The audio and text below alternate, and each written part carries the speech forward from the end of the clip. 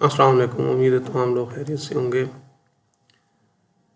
आज हम chemical pathology के एमसीक्यूज़ करेंगे और ये नई फाइल है 2025 में बनाई गई है, तो इसमें कुछ सिलेक्टेड हैं, तो हम कोशिश करेंगे उसको थोड़ा सा ब्रेक डाउन करें। पहला एमसीक्यूज़ है कि वो टाइप 2 की पैथोफिजियोलॉजी के बारे में है कि उसका मेजर काज क्या है। देखिए, दो तरह के थिंकिंग है कि जो पहली थिंकिंग है वो कहते हैं कि देयर इज़ इंसुलिन जो रेजिस्टेंस है ना, वो मेजर फैक्टर है, जबकि जो दूसरी थिंकिंग है वो कहती है कि जो इंसुलिन सिक्रीटरी डिफेक्ट है ना, वो मेजर है। देखें, जो सबसे जिसको माना जाता है ना, वो यही है कि जो इंसुलिन सिक्रीटरी डिफेक्ट मेजर होता है, जो इंसुलिन रेजिस्टेंस है ना, वो उसको प्रोसीड करती है और टाइप 2 डायबिटीज़ मेलाइटिस की तरफ लेके जाती है। तो इसका जो आंसर की में लिखा हुआ है वो ए है, लेकिन वो ये बी होगा। इसको आप करेक्ट कर लीजिएगा।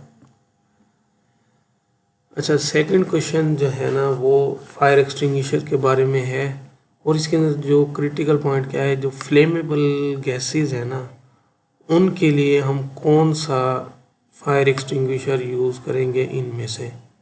ठीक है, तो उसके लिए आपको ना क्लासेस का पता हो। देखें, जो क्लासेस है ना, वैसे आप देखेंगे अपनी लैब में, देखिएगा आप लोग कि जो कंटेनर होता है ना, वो रेड कलर का ही होता है, लेकिन उसके ऊपर स्टिकर लगे होते हैं, तो वो डिफरेंट कलर कोड होता है, साथ उसके नीचे लिखा होता है कि ये क्या है। तो हर एक का अलग कलर कोड है। तो आपको कुछ चीज़ें ऐसी हैं कि वो पता होनी चाहिए, जैसे कि जो फ्लेमेबल गैसेस है ना, वो क्या करता है, ये सिर्फ पाउडर करता है, उसके अलावा कोई भी आप देखें, कोई भी हमारा क्लास नहीं करता। और जो एक और चीज़ आप देख सकते हैं, जो कुकिंग ऑयल और फैट्स है ना, वो सिर्फ वेट केमिकल से ख़त्म होंगे। और आप एक और चीज़ देख सकते हैं कि जो वाटर है ना, वो सिर्फ वुड, पेपर और टेक्सटाइल के लिए होगा, उसके अलावा किसी और चीज़ पे काम नहीं करेगा। इसलिए वाटर को ना डालें, और ख़ास तौर पे जो आपके इक्विपमेंट्स हैं उसके ऊपर तो वाटर नहीं डालना, नहीं तो फ़ायदे की जगह नुकसान ज़्यादा होगा। अच्छा, जो तीसरा सवाल है वो क्या है कि आप देखें कि वो वेस्टगार्ड रूल के बारे में है। वेस्टगार्ड एक मल्टीपल रूल्स हैं जो कि ना क्वालिटी कंट्रोल को चेक करते हैं। तो वो कहता है एक आपका कंट्रोल लेवल +2 SD को क्रॉस कर रहा है, और जो सेकंड है ना, वो -2 SD को क्रॉस कर रहा है। तो उस सूरत के अंदर क्या होता है, आपका समझें 2 + 2 4 SD को क्रॉस कर रहा है, तो वो कौन सा रूल होता है, R4S होता है। ठीक है, उसके अलावा अगर आप रूल्स की बात करें तो जो 1 2S इसका जवाब जो है ना, वो R4S है। उसके अलावा जो 1 2S है ना, ये वार्निंग रूल है, 2SD को क्रॉस करता है और ये सिस्टमिक एरर को शो करता है। जो हमारा ये R4S वाला रूल था ना, ये रैंडम एरर को शो करता है। ठीक है, और ये जो 10X का रूल है, ये भी रिजेक्शन है, और 2 2S रूल है, ये क्या किस चीज़ को शो करता है, सिस्टमिक एरर को शो करता है। ये दोनों रूल सिस्टमिक एरर को शो करते हैं। ठीक है, ये सिस्टमिक एरर को शो करना कि सिस्टम के अंदर प्रोग्रेसिवली चेंजेस आ रही हैं, तो ये उस चीज़ को शो करते हैं। अच्छा, जो अगला सवाल है वो आप देखें कि वो पूछ रहा है कि GDM को डायग्नोज करने के लिए उसको अगर पहले डायबिटीज़ नहीं है तो हम कौन सा करते हैं। ये एक OGDT का क्राइटेरिया है, वो आपको आना चाहिए। उसकी कुछ चीज़ें मैं आपको बता देता हूँ, मज़ीद आप इसको बिगनर से एक दफ़ा पढ़ लीजिएगा। देखें, OGDT कब किया जाता है, 24 से 28 वीक के दरमियान। और उसके अलावा क्या होता है क्राइटेरिया, कि जो उसकी फास्टिंग प्लाज्मा ग्लूकोज है ना, वो <<7 मिलीमोल हो, यानी कि 126 मिलीग्राम पर डेसीलीटर से कम हो। अगर उससे ज़्यादा हो तो नहीं करेंगे। उसके अलावा ये होता है कि आपका क्राइटेरिया होता है 3 दिन तक आपने कम से कम 150 ग्राम कार्ब्स लिए हों, ठीक है। कोई ऐसी तब्दीली अपनी लाइफस्टाइल में आपने ना की हो जो आपके नॉर्मल है वही जारी रखनी है। हाँ, ऐसी मेडिसिन जो कि ग्लूकोज मेटाबॉलिज्म को इफ़ेक्ट करती हैं वो आपने नहीं लेनी, ठीक है। जैसे स्टीरॉइड्स हो गए, जैसे जो हमारे ग्लूकोफेज वगैरह इस तरह की चीज़ें अगर कोई यूज़ कर रहा है प्रोफाइलेक्टिकली तो वो नहीं लेगा। तो अब एक और चीज़ है, वो क्या है, वो शो करती है आपकी कि जो एक टेक्निक है एटॉमिक अब्जॉर्प्शन स्पेक्ट्रोस्कोपी, ठीक है। अब ये एक टेक्निक है, ये यूज़ होती है मेजरली आपकी ना, कि जो आप, ये बहुत अच्छी टेक्निक है, सेंसिटिव टेक्निक है। इसमें क्या होता है, जो आपके 95% आपके ग्राउंड स्टेट के होते हैं ना, वो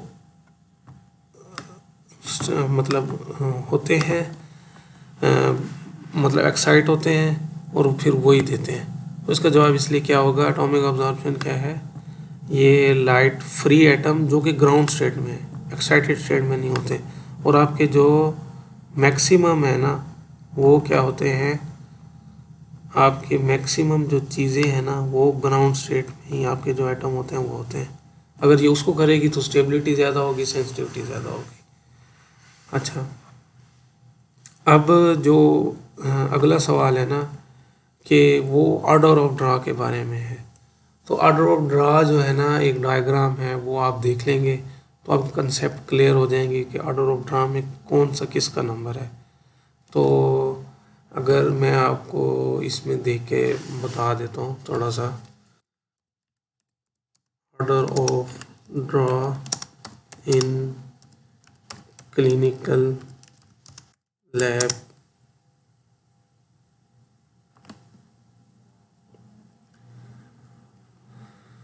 तो आपको काफ़ी सारी अच्छी मिल जाएंगी। तो उनमें से एक मैं आपको दिखा देता हूँ, बाकी आप खुद देख लीजिएगा, ठीक है। देखिए, सबसे हमेशा याद एक MCQ ये भी आता है कि सबसे पहली ट्यूब कौन सी होगी, वो ब्लड कल्चर के बारे में होगी। अब जो हमारे पास ऑप्शन है ना, आप इसको थोड़ा सा याद रख लें कि जो स्काई ब्लू है ना, जो PTABT और हमारे डी डायमस वगैरह के लिए यूज़ होगी, फिर वो होगी, फिर रेड होगी जिसके अंदर सिर्फ क्लॉट एक्टिवेटर होगा, कोई सेपरेशन जेल नहीं होगी।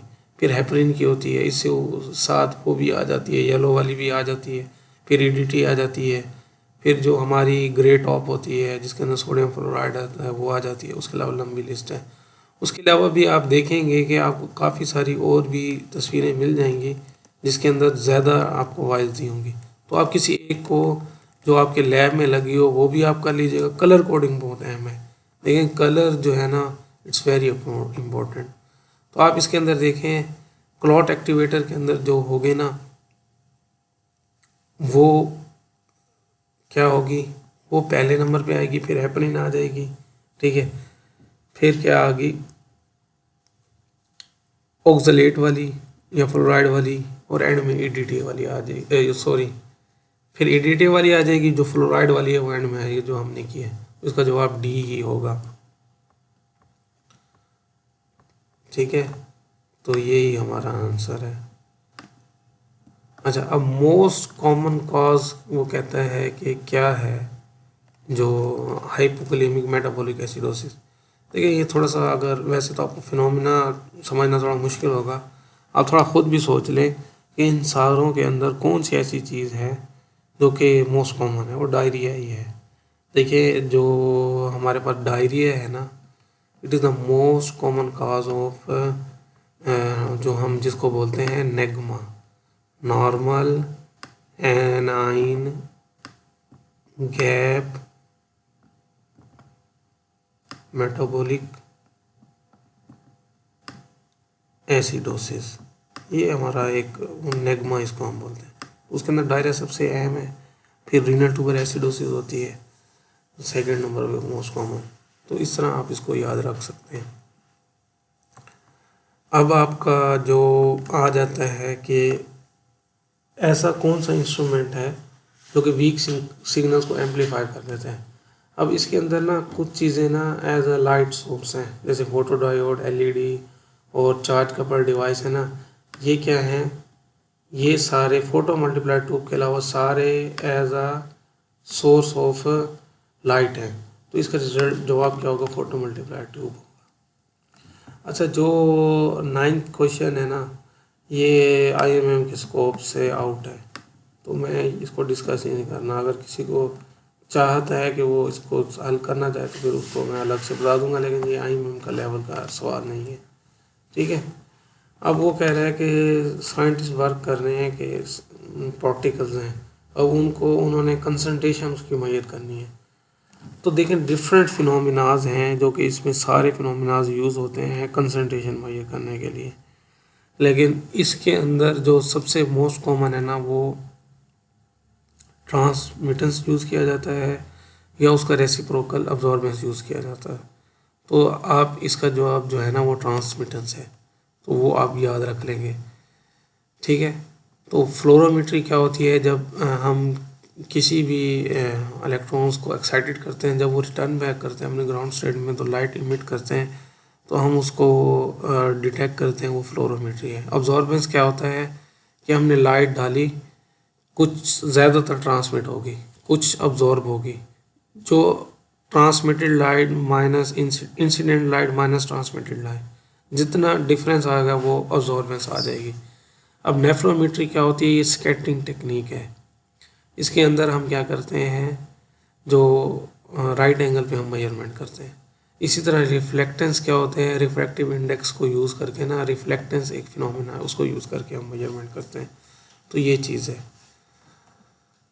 अब नेक्स्ट सवाल जो है ना, वो कहता है एडीए के मुताबिक जो टाइप 2 को है ना, माइक्रो एल्ब्यूमिन यूरिया को कब करना चाहिए। देखें, ये एक चीज़ ऐसी है कि ये नॉलेज बेस्ड है, तो इसका कंसेप्ट से साथ कोई ताल्लुक नहीं है। देखें, जब आप फर्स्ट टाइम तब करेंगे जब आपकी डायबिटीज़ टाइप 2 डायबिटीज़ डायग्नोज हो गया। अच्छा, उसके आगे 2 फिनोमिनाज होते हैं। अगर नेगेटिव आ जाएगा तो आप हर साल में एक दफ़ा करेंगे। इन केस अगर पॉजिटिव आ जाता है आपका पहला, तो आप उसी 6 मंथ के अंदर जिसमें वो पॉजिटिव आए हैं, थोड़ा सा लिखने की कोशिश करता हूँ ताकि आपको समझ आ जाए। देखें, आपने टेस्ट किया, ठीक है, उसके 2 फेट है, या तो वो आ गया पॉजिटिव या तो आ गया नेगेटिव। तो नेगेटिव का जवाब तो वही है जो इस सवाल का है कि स्टार्ट करेंगे, अगर नेगेटिव आ जाएगा तो हर साल करेंगे। लेकिन अगर पॉजिटिव आ जाता है, ठीक है, अगर हम इसको लाल निशान कर देते हैं, अगर इन केस पॉजिटिव आ गया तो हम क्या करेंगे, नेक्स्ट प्रोसीडिंग 6 मंथ के अंदर, ठीक है, 3 दफ़ा करेंगे। अच्छा, 3 दफ़ा टोटल करेंगे। अगर 2 आउट ऑफ 3 पॉजिटिव आ जाते हैं तो हम उसको लेबल कर देंगे कि इसके अंदर डायबिटिक नेफ्रोपैथी हो गई है। अच्छा, अब अगला है, तो वो इस तरह है कि हाइपोथैलेमिक पिट्यूटरी थायराइड एक्सिस है। देखिए, हमें पता है जो TSH है ना, वो कहाँ से रिलीज होता है, हाइपोथैलेमस से, ठीक है, सॉरी, जो TRH है ना वो हाइपोथैलेमस से होगा। मैं इसको थोड़ा सा, TRH हाइपोथैलेमस से, TSH पिट्यूटरी से, और जो ये आपके ये दोनों हैं ये रिलीज होंगे थायराइड से। ये आपका एक्सिस बन गया हाइपोथैलेमस पिट्यूटरी थायराइड एक्सिस। अब इसमें देखें, मेजर जो आपका थायरोक्सिन बनता है, पेरिफेरल डिआयोडाइजेशन होके ना T3 बन जाता है। वैसे तो दोनों नेगेटिव फीडबैक के ज़रिए कंट्रोल कर रहे होते हैं, लेकिन इनमें मेजर जो होता है ना वो T3 होता है। तो इसका आपका आंसर जवाब होगा C, ठीक है। अब अगले सवाल की तरफ हम आ जाते हैं। तो अब देखें कि वो कहता है अपसेट है, फ्लू है, उसने गया, ठीक है, मेडिकल स्टूडेंट था, तो वो उसने अपने टीचर को कहा, उन्हें कहा लेफ्ट ही करा लें, तो सारा कुछ सही आ गया, लेकिन अनकॉन्जुगेटेड बिलिरुबिन ज़्यादा है। अब आप देखें, ख़ास तौर पे अगर कोई बिलियरी का इशू होता है ना, बिलियरी ट्रैक का, तो आपका ALT रेज्ड होता है, ALP। लेकिन इसके अंदर आप देखें ALP ठीक है, तो इसके अंदर बिलियरी ट्रैक का इशू नहीं है। कोई कॉन्जुगेशन देखें, ALT ठीक है, इसका मतलब लीवर का भी इशू नहीं है। कॉन्जुगेटेड बिलिरुबिन भी ठीक है, मतलब ब्लॉकेज वगैरह नहीं है। अब कोई अनकॉन्जुगेटेड है, वो रेज भी है नॉर्मल से तकरीबन 2 टाइम्स है, लेकिन वो इतना ज़्यादा रेज भी नहीं है, माइल्ड सा रेज है। तो ये कोई इसको ऐसा मसला है, कोई बिनाइन कंडीशन है, तो वो हमारा जो है ना वो गिलबर्ट सिंड्रोम होता है, जो कि लोगों को होता है, तो उसमें माइल्ड सा रेज होता है। तो ये इसका जवाब है। अब आगे आ जाते हैं कि जो हिपैटिक है ना, जो हमारा लीवर है वो बहुत सी चीज़ें बनाता है। वो कहते हैं लेकिन आपका एक्यूट लीवर डिजीज़ हो गई है, ठीक है, यकदम आपका लीवर डेविस्टेट हो गया, तो कौन सा ऐसा हम टेस्ट करेंगे कि हमें फ़ौरन पता चल जाए कि लीवर का इशू एक्यूट हुआ है? तो वो क्लोटिंग फैक्टर है, क्योंकि ये ऐसी प्रोटीन है इनकी हाफ लाइफ कम है।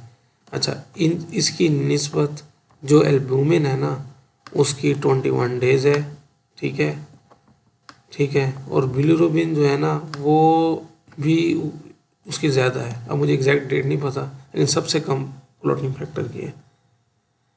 अच्छा, अब जो अगला सवाल है ना वो आप देखें कि उसने कहा है कि 10 दिन तक जॉन्डिस है, इंडेक्ट बिलिरुबिन बढ़ गए, तो इसका पूरा सवाल ये होगा कि बच्चा है, यानी कि बर्थ से लेकर पहले 10 दिन तक देखें, वो फिजियोलॉजिकल जॉन्डिस होता है। जो पैथोलॉजिकल जॉन्डिस कब होता है? जब आपका जो जॉन्डिस है और आपका इंडेक्ट बिलिरुबिन है वो 14 डे से ऊपर चला जाए, ठीक है। और ब्रेस्ट मिल्क जॉन्डिस, बाकी सारे पैथोलॉजिकल कंडीशन है, ठीक है। और उनमें क्या टाइप हो सकते हैं वो आप फिर फर्दर उसको सेपरेट कर सकते हैं। लेकिन इसको इस पॉइंट के ऊपर, इतनी इन्फॉर्मेशन के ऊपर हम डायरेक्ट ही हमें पता चल गया कि 10 दिन है और वो है भी इंडेक्ट, तो वो फिजियोलॉजिकली है, वो रिजोल्व ये बच्चों के अंदर होता है, ठीक है। जो स्टूडेंट में मदर्स होंगी या जिन्होंने बच्चे देखे होंगे पीठ, उनको इसका आइडिया होगा। अच्छा, हाइपरनेट्रीमिया बहुत से काज करता है, लेकिन वो कहते हैं मेजर सिम्टम जो होते हैं ना वो न्यूरोलॉजिकल होते हैं, ठीक है। ये हम पहले भी डिस्कस कर चुके हैं, उसको क्या गौर करना। अच्छा, जो ये ना स्टैंडर्ड डेविएशन SD की ना डेफिनेशन है, क्या होता है, एक मीन वैल्यू होती है, उसके इर्द गिर्द हमारा जो डेटा डिस्पर्स होता है ना, ठीक है, ठीक है, ये हमारी मीन वैल्यू है, इसके इस तरफ और इस तरफ जो डेटा डिस्पर्स हुआ है ना उसको हम SD कहते हैं, ये स्टैटिस्टिकल टर्म है। अच्छा, अगला जो है ना वो 2-2S है, इसको थोड़ा सा मैं ऊपर भी बता चुका हूँ। देखें, जो पहला 2 होता है ना वो नंबर को शो करता है कि कितने नंबर ऑफ आपके कंट्रोल लगे हैं, और 2S शो करता है कि 2SD को क्रॉस किया है, ठीक है। अब 2SD वो +2SD भी हो सकता है, -2SD भी हो सकता है, यानी कि 2 दफ़ा 2SD को उसने क्रॉस किया है, तो ये क्या होता है, सिस्टेमिक एरर होता है, ठीक है। और ये रिजेक्शन रूल है, हमें सिस्टम को चेक करना होता है कि किसका क्या मसला है। इस तरह अगला भी उसी के रिलेटेड, यानी कि अगर लेट्स सपोज सिस्टेमिक एरर था, आपका कंट्रोल आउट ऑफ कंट्रोल आ गया या रैंडम एरर था, तो आप क्या करेंगे। एक हमारा होता है, एक फिनोमेना होता है पूरा कि किस तरह आपने आउट ऑफ कंट्रोल सिस्टम को विद इन कंट्रोल लाना है, तो वो उसका यही जवाब है कि आप आउट ऑफ कंट्रोल प्रोसीजर को फॉलो करें। अब वो क्या है, वो उसकी लंबी डिटेल है, आपको याद भी नहीं रहेगा, उसको डिस्कस करने का फ़ायदा भी नहीं है और आपसे पूछा भी नहीं जाएगा। अच्छा, अब सवाल आ गया कि हीमोलाइज्ड हो गया सैंपल, तो मैंने पिछली दफ़ा भी समझाने की कुछ कोशिश की थी। देखें, लेट्स सपोज ये सेल है, उसका इर्द गिर्द इन्वायरमेंट है, अब इसको सेल ले लें, ठीक है। ये एक्स्ट्रा सेलुलर स्पेस है, ये इंट्रा सेलुलर है। इसमें आपको पता है कि जो क्या है, पोटाशियम, ठीक है, फॉस्फेट, मैग्नीशियम, ये सारे ज़्यादा होते हैं, और बाहर क्या ज़्यादा होता है, सोडियम ज़्यादा होता है, जो चीज़ बाहर पहले ही ज़्यादा है, सेल बर्स्ट होने से उसके ऊपर कोई फर्क नहीं पड़ेगा। तो इसका जवाब सोडियम है। अच्छा, अनकॉन्जुगेटेड बिलिरुबिन की जो, इसका भी मैंने आपको बताया था, गवर्नमेंट कॉलेज यूनिवर्सिटी GCU याद कर लें, ठीक है। और गिलबर्ट का जी से बन गया। गवर्नमेंट कॉलेज लाहौर में है, गवर्नमेंट कॉलेज बहुत मशहूर है। और हीमोलिटिक एनीमिया तो आपको वैसे पता है कि अनकॉन्जुगेटेड बढ़ता रहता। और सी से क्रिग्नल नजार हो गया, ठीक है। और यू से अनकॉन्जुगेटेड हो गया, ठीक है। अब सीरम एल्ब्यूमिन कौन बनाता है, ये तो बड़ा आसान है, हिपाटोसाइड या लीवर बनाते हैं, ठीक है। हाइपरकलीमिया की जो सिवियरिटी है ना, वो तीनों चीज़ें ही बताती हैं, और इसको मैंने एक्सप्लेन भी किया था। अच्छा, ये सवाल पहले जो दिया हुआ था उससे ये बेहतर दिया हुआ है। देखें, वो कहता है कि जो ग्लूकोज की कंसंट्रेशन है ना, ठीक है, वो फास्टिंग होल ब्लड में क्या होगी। देखिए, जो होल ब्लड होता है ना, उसको पता है कि आपको सारे सेल होंगे, तो उसकी हमेशा जो है ना, जो कंसंट्रेशन है ना होल ब्लड की, वो हमेशा कम होगी as compare to the plasma और सीरम। उसकी रीज़न क्या है कि होल ब्लड में सेल होते हैं, वो ग्लूकोज को यूटिलाइज करते रहते हैं। इवन अगर वो सेप्टिसीमिया वगैरह होगा तो फिर वो जो बैक्टीरिया भी होंगे वो ज़्यादा यूटिलाइज करेंगे, तो सारी यूज़ हो जाएगी। अच्छा, अब 25वां सवाल आता है कि 26वीं के ऊपर आपने ना उसका टेस्ट किया है। देखिए, दो तरह के टेस्ट होते हैं। एक होता है GCT,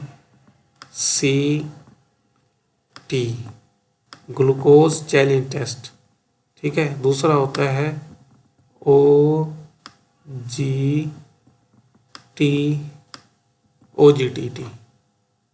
oral glucose tolerance test, ठीक है। इसको मैं थोड़ा सा अच्छा कर दूं, सी को, ये ग्लूकोज चैलेंज टेस्ट है, ठीक है। अब चैलेंज हम देते हैं, अब इन दोनों में डिफरेंस क्या है, इसके अंदर हम 140 हमारा कट ऑफ है, हम देते कितने हैं, 50 मिलीग्राम उसको लोड देते हैं, ठीक है। 50 ग्राम, सॉरी मिलीग्राम नहीं, 50 ग्राम। और OGTT के अंदर एक, GCT के अंदर हमें फास्टिंग की ज़रूरत नहीं है, OGTT के अंदर हमें फास्टिंग की ज़रूरत है। इसका एक सैंपल होता है, इसके अंदर कम से कम 3 सैंपल होते हैं।